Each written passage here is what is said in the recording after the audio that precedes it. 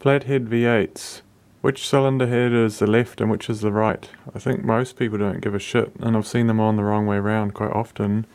But if you look at this number here on the earlier motors with the centre water outlet, you ignore this first bit here, but the 6050, that indicates this is a left-hand cylinder head. And on the right-hand side, 6049 indicates it's a right-hand cylinder head.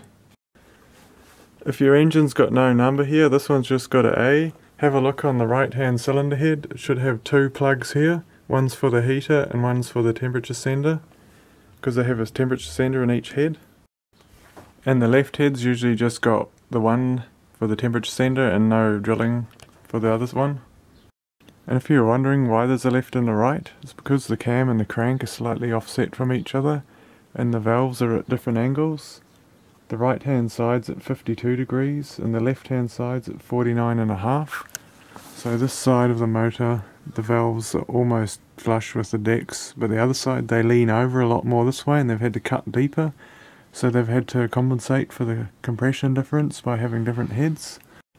This old Mercury, luckily, says left hand and right hand in each head. But then again, it's got two fittings on the right and one on the left. Some dingerlings got them around the wrong way on this motor. See, it's got the right hand head on the left and the left hand head on the right. And this poor old motor here, I got the heads off, it had two right hand heads on it.